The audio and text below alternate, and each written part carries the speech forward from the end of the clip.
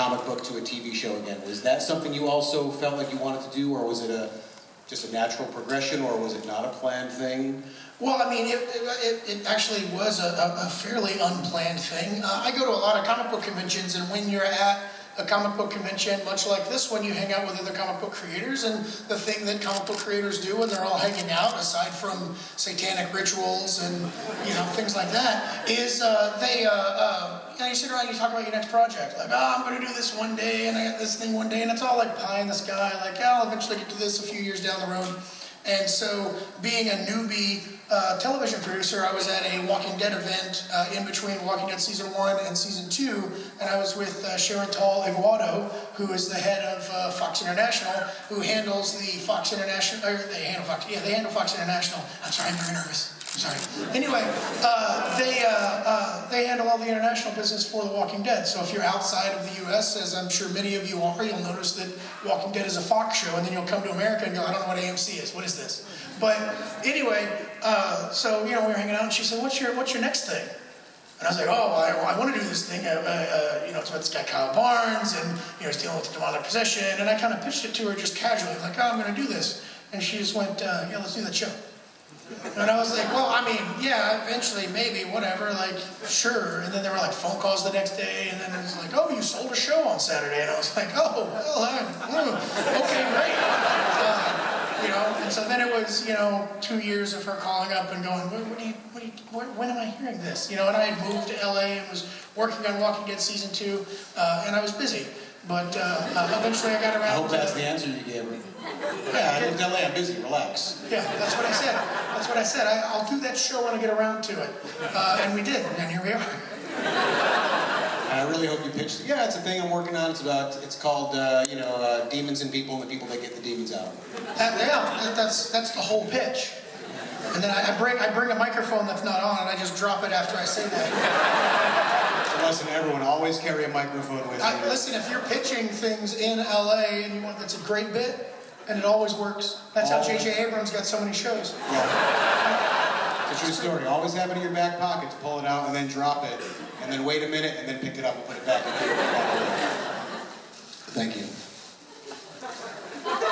Take it for a test drive. Yeah, feels good, don't it? Now I ran a half marathon today. Patrick. It's pretty nice.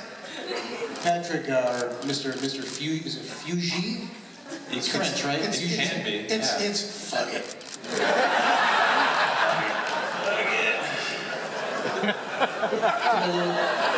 That's going to follow you for the rest of your life. It hasn't already. No, it already has. No, I invented that. I think you got to throw a groan on the end. Just Fugit. Robert, didn't you come up with one while we were shooting the pilot that I hadn't heard before? Oh, I don't remember that now. We have to discuss these things before the panel, Patrick. This is completely awkward. I don't know. So, Patrick, what was it like for you? Fugit? I don't know. No? Can I keep trying? Fugees? No. Guess no one's a big fan of the Fugees. I really thought Walking Dead fans and OutCast fans would be Fugees fans. Maybe I'm pronouncing the name of the band. Is it the Fugees? Fuji. My bad. Me bad. Come to New York. Come to the OutCast panel. Learn to pronounce things. So it's Fugees. I was going to wait until he get done answering, and then I was going to put it on as... I'll do it now. Wow, is this a typical thing at your panels? The fans just order you around and you do it yourself?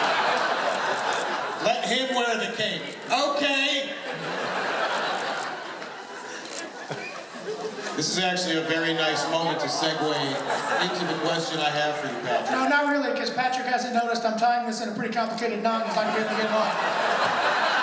Listen, I'd love to hear what kind of knot you're putting on that thing. If you know your knots and you'd like to educate the audience on knots. Now, if anyone thinks they know the knot, shout it out. You do like a little sideways, like some kind of a cloak here. Hold on.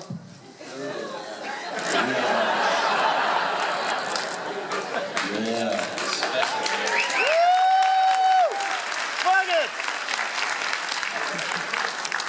Yeah, dare I say beautiful. I feel like like I've accomplished something. He wears a much cooler cape in the show. I gotta point out. Patrick, what was it like for you to portray a character from a comic book? Was it something that did you find it distracting at all? Did you feel like you had to sort of mirror what was happening in the book, or was there a freedom or any sort of discussion about, have this be your template and then sort of expand? Yeah, it's more of a template. When I was auditioning, I think there were 4 or 5. Oh, not an offer only. Okay, I got it. All right. No, yeah. Trade joke. Usually. Trade joke. No, not nowadays. They had, I think, 4 or 5 issues out at that time, and so I checked them out, and it was like kind of like gives you maybe a physicality a bit, a tone read, but the script, to Robert's credit, is for the pilot was much more in depth than the initial first few episodes of the comic. So really, it was more about picking it out of the writing than absorbing it from the comic. Robert, I really got to hand it to Patrick in the audition process. There were so many other actors vying for the role, so many talented actors that really wanted it that ended up having conflict.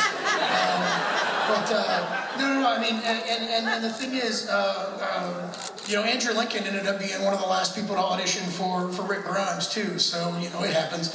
But everybody was coming in and they were doing like the most depressing version of Kyle Barnes ever. And to be honest, all of our, the producing team they were kind of panicking because we were like, no one is going to want to watch the show because every actor is coming in and the take that they were coming up with was just, bringing everything down and making everything like sadder, because it is a very sad story at times. And Patrick came in and had like just the physicality and the way he approached the role and the way he said the lines. There was an optimism to it and there was a hope, which was really what we were going for. Your character's in a bad place and he's dealing with some very terrible situations, but you brought a lot of life to the role that landed you the part, and I love you. Thank you, Robert. That's the only nice thing Robert's ever said to me. And that will remain true for seasons and seasons. I enjoyed that for all it was worth, because it's over now. I think somebody recorded that. I'll make sure that I send it to you every week. Every Friday at 3 a.m.